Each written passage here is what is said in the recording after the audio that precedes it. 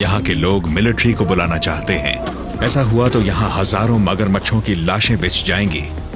यहाँ के लोगों का मानना है कि यही एक विकल्प है, मगर मैं नहीं मानता। इन जानवरों की बनावट कमाल की है। ये पानी के नीचे 1 घंटे तक रह सकते हैं। सूंघने की शक्ति कमाल की होती है। इनकी नजर भी काफी तेज होती है और सुनने की शक्ति भी अच्छी होती है। हालांकि इनका दिमाग बहुत छोटा होता है, फिर भी ये अपने माहौल को बहुत अच्छी तरह से समझते हैं। तो ऐसे किसी बड़े मगरमच्छ के करीब जाना और समझ पाना कि वो देखिए, वो रहा।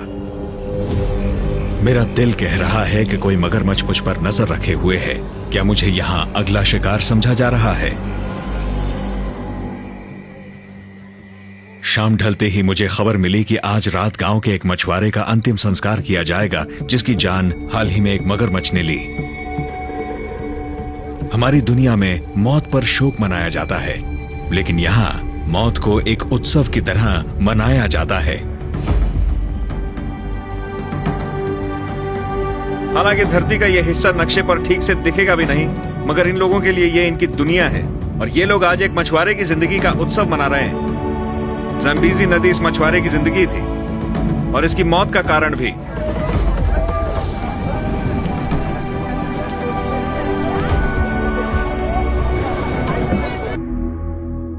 मुझे खुशी है कि इन लोगों ने मुझे इस उत्सव का हिस्सा बनाया, पर साथ ही मुझे दुख है कि एक मछुआरे की जान चली गई और उसका घर जलने के बाद रह जाएंगी सिर्फ यादें और राख। लोगों का खून खौल रहा है, उन्हें बदला चाहिए। जल्द कुछ नहीं किया गया तो गांव वाले खुद ही कुछ कर बैठेंगे। घर को जलता देख गांव के मुखिया ने मुझे एक और विकल्प दिया है। अगर मैं एक मगरमच्छ को मार दूं, सिर्फ एक को, तो लोगों का गुस्सा कुछ हद तक कम हो जाएगा। इससे फिर वो मिलिट्री के आने की मांग नहीं करेंगे। मैं नहीं जानता कि क्या किया जाए, लेकिन किसी भी हाल में मिलिट्री का आना कोई विकल्प नहीं है।